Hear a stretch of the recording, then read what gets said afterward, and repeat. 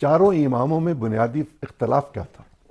یہ جو ہم نے بنانے تھے نا ڈیٹیلز، لیگل ڈیٹیل جو لینی تھی، جو کانسٹیٹیوشن سے لاز بنانے تھے، ہماری جو اپنے علاقے کی رہن میں جو سوشل کانٹیکسٹ تھا نا جی، اکنامک، سوشل اکنامک کا، اس میں جو دین کی تعبیر ہوئی ہر امام نے اپنے حساب سے کی. یہ اجمی تھے ابو حنیفہ، یہ عراق میں رہتے تھے، تو ان کی تعبیرات میں انہی علاقوں کے رسوم اور روایت کا غلبہ ہو گیا. مالک جو تھے امام، وہ مدینے میں تھے، ان کے اوپر مدینہ کی روایت کا غلبہ ہو گیا. احمد بن حنبل رد عمل میں آئے، ان کے اوپر وہ بڑی سختی پیدا ہو گئی. شافعی وہاں چلے گئے افریقہ میں، انہوں نے اور تھوڑا چیزیں افریقہ کے حساب سے ایڈجسٹ کر لیں. تمام نے دین کے اندر کمال کا کام کیا اور لوگوں کے لیے آسانیاں پیدا فرمائی. وہ تو اس بات کی طرف ملا اور کوئی بنیادی اختلاف نہیں کسی چیز. دیکھیے بنیاد ہے کیا؟ عقائد ہیں، عبادات ہیں، کسی کوئی اختلاف نہیں. اور یہ اختلاف فطری ہے. یہ لوگ کہتے ہیں اختلاف غلط ہے. کیوں غلط ہے بھائی؟ 4 ڈاکٹر آپس میں الگ رائے دیتے ہیں، اور 4 قانون دان الگ رائے دیتے ہیں، اور 4 علماء ایک رائے دیں. یہ حسن ہے ہماری تہذیب کا. تو ہمارے قرآن مجید اور احادیث جب آئی تو اس سے ہم نے احکام نکالنے تھے. روزے کی تفصیلات کی ہیں، حضور نے نہیں بتائیں بعد میں کچھ. مال کیسے، زکوٰۃ کیسے دینی ہے، کیسے نہیں دینی.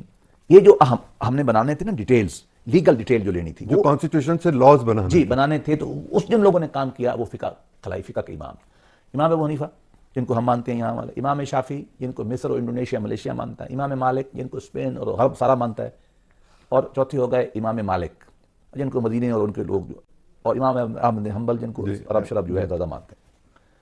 اور بھی امام اوزاعی آئے، امام شیعوں میں امام جعفر صادق آئے، یا امام زید اس سے پہلے آئے. لیکن سنیوں میں یہ 4 اماموں نے غلبہ، داؤد ظاہری پیچھے ہٹ گئے اور یہ 4 آ گئے.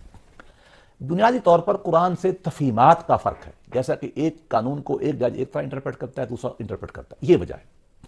اب میں ان کی ایک کی خصوصیت بتاتا ہوں. امام ابو حنیفہ ریشنلسٹ زیادہ تھے. امام ابو حنیفہ دین کی ایسی تعبیر کرتے تھے جو عقل کے مطابق ہو اور جو آسان ہو. ٹھیک، اس وجہ سے ان کا فقہ زیادہ علاقے میں چل گیا. یعنی زبان آسان تھی، زبان آسان تھی، معاملات آسان تھے. وہ استحسان کو مانتے تھے کہ اگر قرآن کی 3 تعبیریں ممکن ہیں یا ایک موضوع پہ 3 احادیث ہیں تو سب سے آسان لے لو. ٹھیک، وہ اس طرف چل پڑے.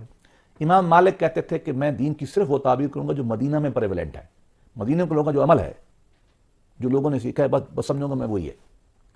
امام شافعی نے اصول ڈیولپ کرنا شروع کر دیا، تھیورائز کیا.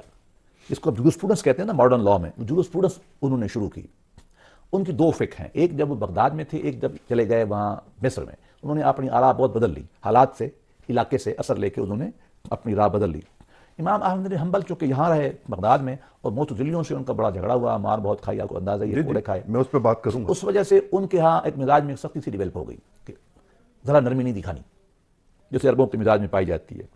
تو احادیث کے مجموعے اس وقت ڈیولپ نہیں ہوئے تھے. احادیث سنی ہوئی تھی سب نے، لیکن ایک بڑی کثرت کے ساتھ کٹھی کتابوں کی شکل لوگوں کے پاس نہیں تھی اس وقت. تو اپنے اپنے اتحادات کرتے تھے. ان 4 اماموں کا حکمرانوں کے ساتھ اختلاف ہی رہا. اچھا، یہ بڑی اہم بات کی آپ نے. یہ سمجھتے تھے کہ دین کے علماء کو حکمرانی میں نہیں جانا چاہیے. ایک اصول ان کا یہ تھا، الگ بیٹھ کے کام کرو. دوسرا پرابلم لیجیٹیمیسی کا تھا. کیسے؟ امام ابو حنیفہ عملاً عباسیوں کو لیجیٹیمیٹ گورنمنٹ مانتے ہی نہیں تھے. جی، وہ نہیں مانتے تھے.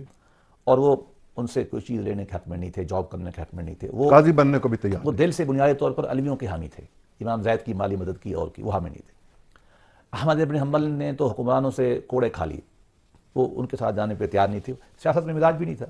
امام شافعی کی بغداد میں لڑائی ہوئی، لوگوں نے مقدمے بازی کی، مولوی اس کے خلاف ہو گئے، بہت زیادہ ان کو تنگ کیا. علماء بغداد نے وہاں سے بھاگ گئے، اور وہاں گئے تو وہاں بھی علماء نے ان کی مخالفت کی اور لڑائی میں ان کو زخمی کیا. کبھی بعد میں سناؤں گا.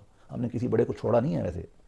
تو ہماری جو اپنے اپنے علاقے کی رہن میں جو سوشل کانٹیکسٹ تھا نا جی، اکنامک، سوشل اکنامک کا، اس میں جو دین کی تعبیر ہوئی ہر امام نے اپنے حساب سے کی.